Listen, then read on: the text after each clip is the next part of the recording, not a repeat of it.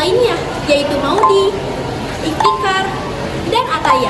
Di sini kita bakal ngejelasin konsep geografi. Sebelumnya, apa sih itu konsep geografi?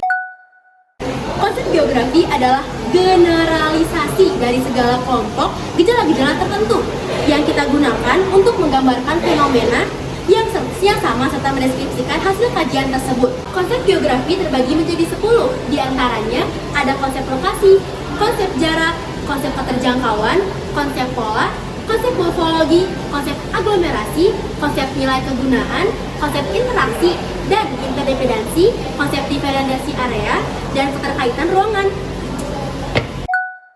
Pertama, ada konsep lokasi. Apa sih konsep lokasi itu?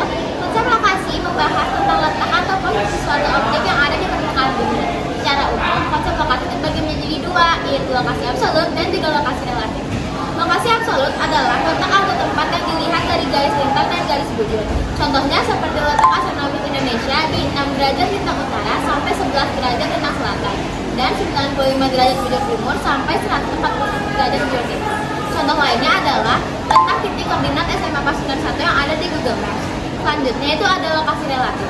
Lokasi relatif adalah letak atau tempat yang dilihat dari daerah yang ada di sekitarnya.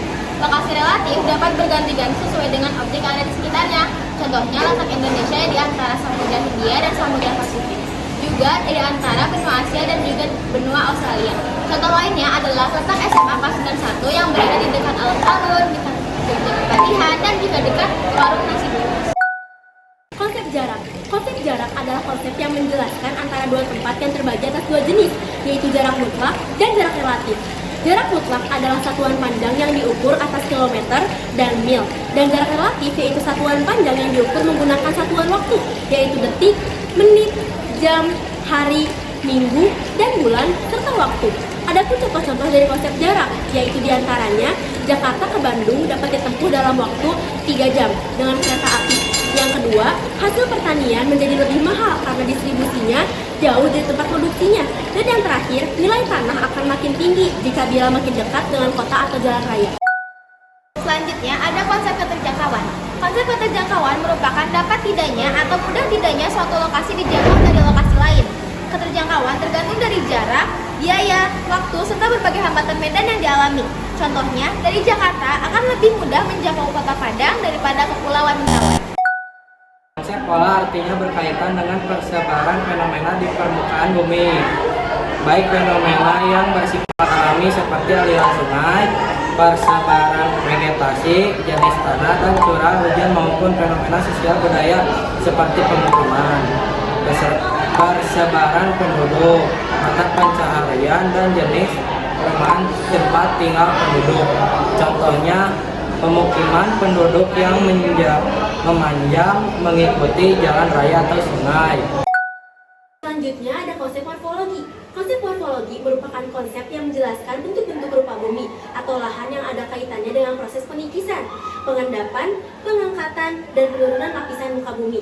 Berikut contoh penerapan konsep morfologi. Di antaranya, yang pertama, daerah yang lahannya miring, rawan terhadap erosi dan longsor. Aglomerasi berhubungan dengan pengelompokan berbagai aktivitas manusia dalam beradaptasi di lingkungannya dengan lingkungannya seperti pemukiman, aktivitas pertanian, perdagangan, dan lain-lain. Pola aglomerasi penduduk ini dibedakan menjadi 3, yaitu pola mengelompok, pola tersebar secara acak, dan pola tersebar teratur. Hanya Yogyakarta sebagai kota budaya sekaligus sebagai kota pendidikan. Konsep nilai kegunaan. Konsep nilai kegunaan berarti interaksi manusia dengan lingkungannya diberikan suatu nilai penting pada aspek-aspek tertentu. Konsep nilai kegunaan berhubungan dengan manfaat yang diberikan oleh suatu fenomena di muka bumi. Contohnya, air. Di daerah gurun sulit didapat sehingga harganya mahal, sedangkan wilayah tropis mudah didapat sehingga nilai barangnya murah. Konsep interaksi dan interdependensi. Konsep ini berhubungan dengan peristiwa-peristiwa yang saling berhubungan dan saling mempengaruhi gejala alam. Contohnya, penduduk yang tinggal di suatu kota bermigrasi ke kota lain untuk bekerja. Selanjutnya ada diferensiasi area. Diferensiasi area menggambarkan keunikan atau karakteristik antar wilayah satu dengan wilayah lainnya.